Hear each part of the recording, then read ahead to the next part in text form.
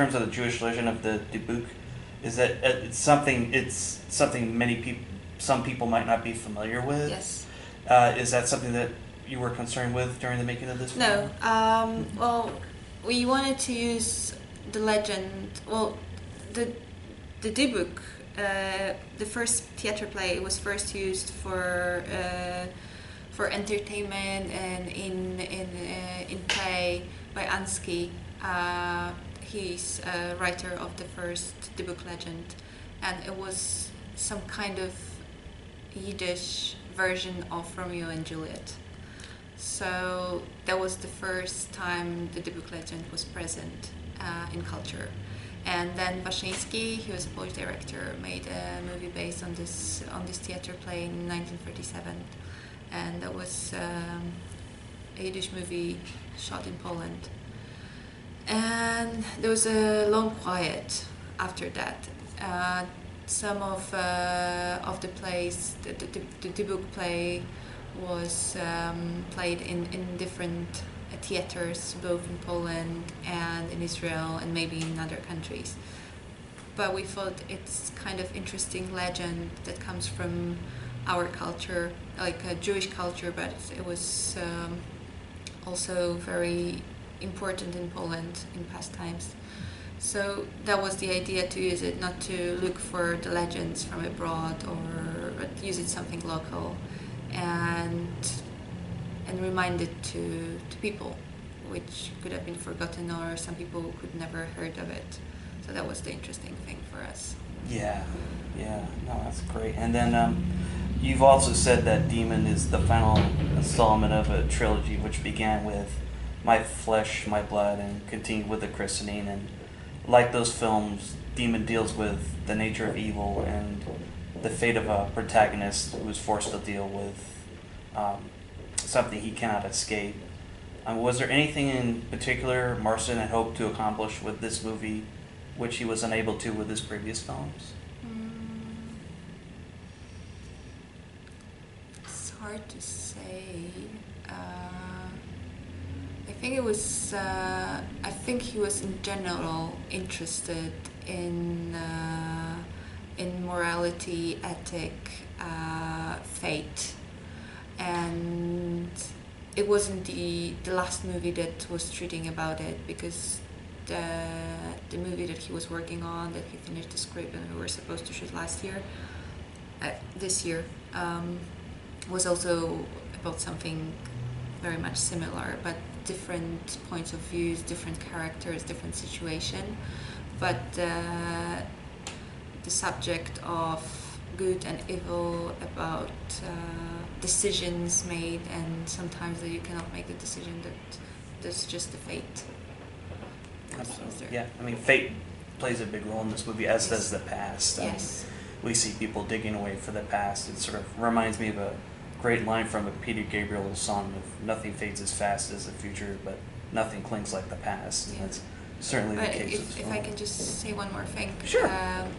Like in the previous movies, for example, in the Christianing, we have the thing of the past, that you have a bright future in your opinion, you have a great present, but you have the past, that you did something in the past or something was done in the past that will chase you and will stop you from this bright future. So this is more or less the same motive that's in the previous movie and in this one.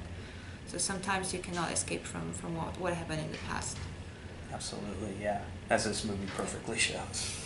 Yeah, and the look of this movie is just beautiful. I mean, Marcin and his cinematographer, Paul Fleece, probably.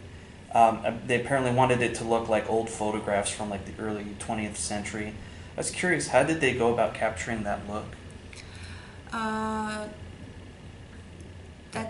That's true. How you read it, and they knew each other very well. They also, the two previous movies were shot by Paweł, and they've been talking about it for a long time. And the first idea of shooting it for the cinematography was to make it to look like a picture and be very static on the wide angle lens, like from the the Western movies were shot.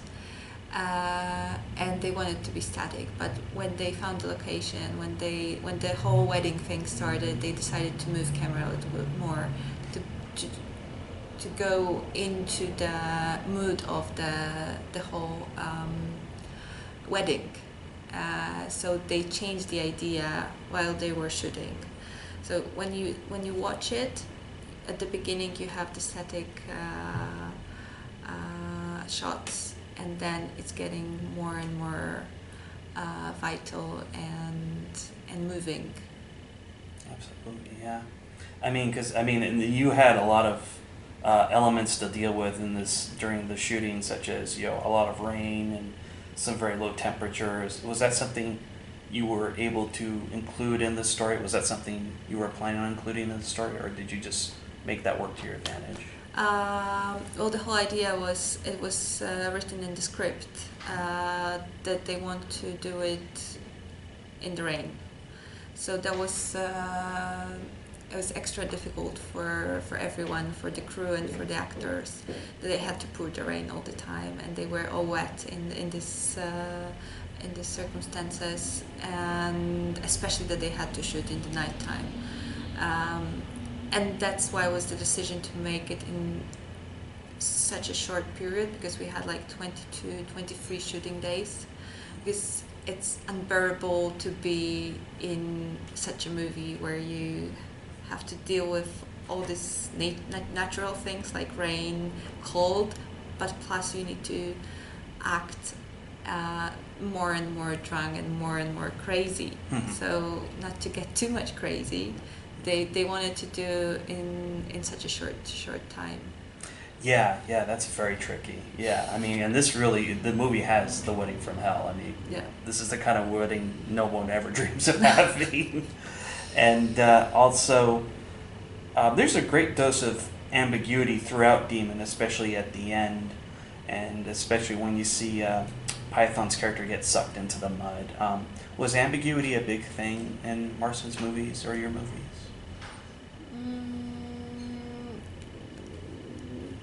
I think so. He doesn't. He didn't give any answers. It was always the questions, and he wanted to leave some freedom for the viewers to decide and to think about the movie. Yeah, sort of like to fill in the blanks almost. Mm-hmm. Yeah. That's interesting because it's very haunting. I don't want to give away the ending of the movie, but it's very haunting because you don't know where any of these characters are going, and I think as a result that makes the movie stay with you even more. Yes. Yeah, which is great. And a lot of research went into Jewish folklore for this movie. Was there any part of that research which spoke to you the most? I think it was very interesting to cooperate with Israel because Itai came with some of his knowledge. We did the research in Poland. We had the Yiddish consultants. We had the consultation with the rabbis. We've been when we first met Marek Rosenbauer, co-producer, and Itai. We visited a film festival in Haifa, and we spent some time with our friend who's Israeli director, and we were talking about this project. And I remember we were looking in the internet and finding different stories on different websites, which are which you cannot see in Poland, only in Israel, and some kind of things from, for example, the book possession and getting out the book from people which are still practiced in some societies, in some Jewish Orthodox, because the book is still believed in some branches of Judaism, more Hasidic, but still it's present even now, and that was very interesting. Yeah, even seeing it in the movie, portrayed in the movie, and it still feels very believable that we're very present today. And that's very interesting because when we were when we were working on the script, there was a controversial thing that someone said who had a Jewish background. Like, the Dybbuk cannot get into not a Jewish person, and that was the whole discussion about it. Like, we're talking about Dybbuk. How can you say that it cannot be in not a Jewish person? Because only Jewish can be possessed by Dybbuk, and it was so abstractive to talk about it. Like, it was a serious conversation that we had. That's fascinating. Yeah, and it sort of should be easy to explain, but yeah. And the acting is all around fantastic in this movie, in that the actors cast here, they inhabit their roles more than they play them. What was Marcin's? How did Marcin go about working with the actors on it? Oh, he was just fantastic with working with the actors, and his sense of finding the right actors in the right place and casting them. He rehearsed a lot before shooting. He talked about roles. He met actors in private circumstances as well. We've been having a lots of dinner with Itai and talking about the movie, but as well knowing each other. And I think it was something between hard work and friendship, that like understanding each other, understanding each other's needs. It was never like when they felt they understand what they want to gain and how they want to work on it. When they talk it through for a long time, they rehearsed it. Marcin gave them a lot of freedom on set because he trusted them, and he trusted that the work they've done before the set will have the impact on what they will be doing and how they will be acting. So there was unbelievable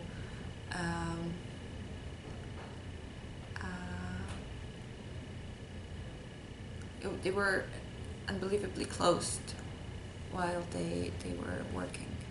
They look close in the movie. I mean, they really look like they were very much into their parts, and after, it's one of those occasions where you don't feel like you're watching a movie, but you're watching life unfold in a way that's unpredictable and uncontrollable, which was great about the way the movie was set up. And also, in particular, forgive me if I get his name wrong, but Ite Turen is tremendous here as Python. And the scene where he ends up contorting his body he shows how the possession is really taking hold of him. It's amazing, because that's something that in the wrong hands could easily look foolish. Yes. And he managed to make it look very, very believable. What went into that specific moment?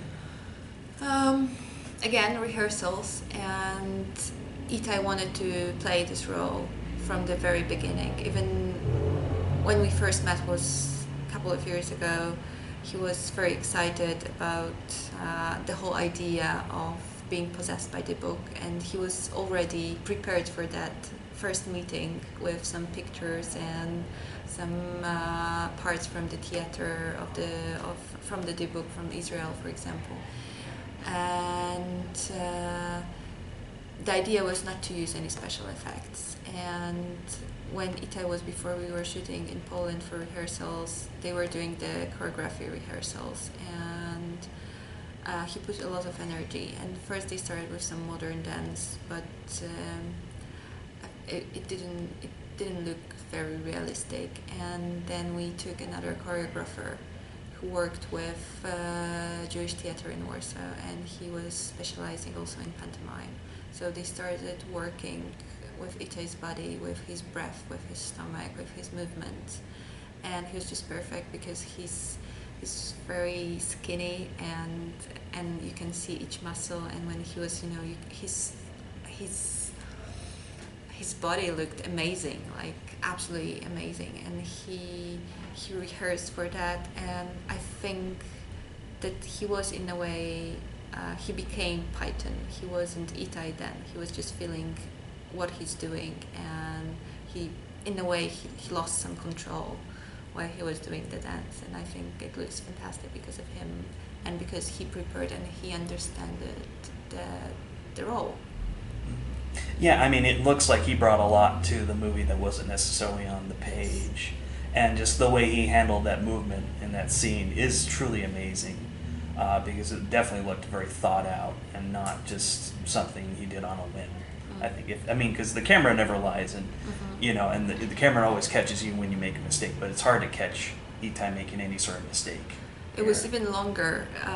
It's been edited, the scene, but the whole scene itself, the whole dance is very.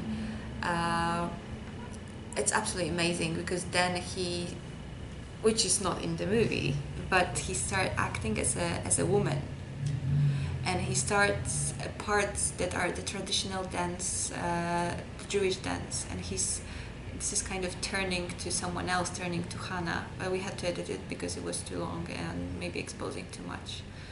But it was even more interesting. The whole scene lasted for like 7 or 8 minutes. Oh wow, that's got to be interesting to check out. Hopefully we'll get to see that in like a DVD feature or something. But that would be fascinating to check out. And the other thing that's especially horrifying, I mean, as horror movies go, this is not the kind of horror movie that's necessarily made to make you jump out of your seat every few seconds. It's more about what effect this all has on the characters in general. I mean, like the priests and other people, their belief structure is threatened throughout.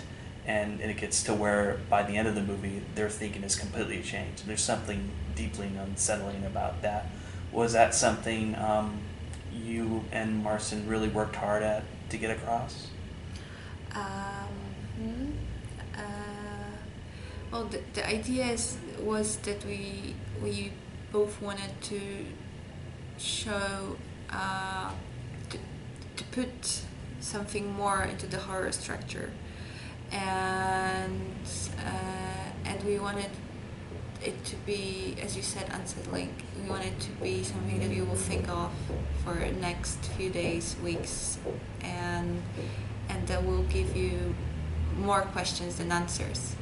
So the question whether it's a possession or the mental illness or what happened to Python, and this craziness that's going on during the wedding, that people are drunk, and the hallucination that they might have, and the whole atmosphere when you see they're all drunk and they're all in the emotions, and they're so unpredictable towards Python, for example, that he's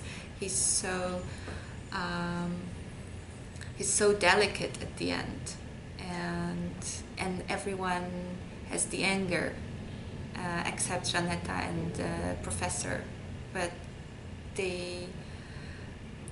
you don't know what they can do to him, and you don't know even when the movie is finished what happened in the real. So that was always intended. Yes. That you would never really know. Yes. Yeah. Because it's tricky to end a movie with a lot of questions. Sometimes it can take away from a movie. Other times it can add to it. And I think I'm kind of reminded of John Carpenter's The Thing, which also ended on a very ambiguous note. And I think, in a sense, Demon's ambiguity really works because you can't stop thinking about it once you've left the theater. I imagine that was a goal you all had. Yes. Yeah. And that was something that Marcin used in his previous work and the script that he was supposed to shoot.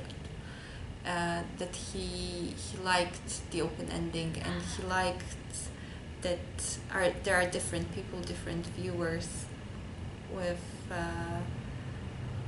left with different thoughts, and that's so interesting. For example, in his previous movie, like, the people were coming after the screening asking, did he do it because he hated him, or did he do it because he loved him? Like, I will not tell you the ending of the movie, but there were the questions that the people were thinking, and that's left for the audience, how they find the movie and how they find the ending. Yeah, it's great. It feels like it's been a while since we had a movie like that. Everybody today kind of wants an answer to everything, Yes. but sometimes it helps not to give an answer to everything, And that's definitely the case here. And I mean, again, going back to the look of the movie, I mean, the white shots are just amazing. Did it take a long time for Marcin and the DP to set up those shots? Was it very time consuming? No, as I said, they had very little time, so Mhm. they were working very hard on it, and they were preparing every scene. Like they had the first idea of how they want to shoot it, but then it changed while they started working on the movie. So every day before they shoot something, they were talking how they're gonna shoot it, and uh, this was actually how they felt it in a very short time. So so it wasn't that every scene was prepared much in advance. They were um, spontaneous about it, and I think that was good because the atmosphere of the place and everything, it was so weird that you couldn't be able to plan it. Right. I mean, the atmosphere for this movie is perfect. Yes. I mean, it just lends itself to the movie. And in regards to the whole wedding, was anybody actually drunk during filming? Any of the actors? After. After? Okay. Because they look After- believably drunk here. No, they were sober on the setting, but there were some parties in between the shooting days. I had to ask, but yeah.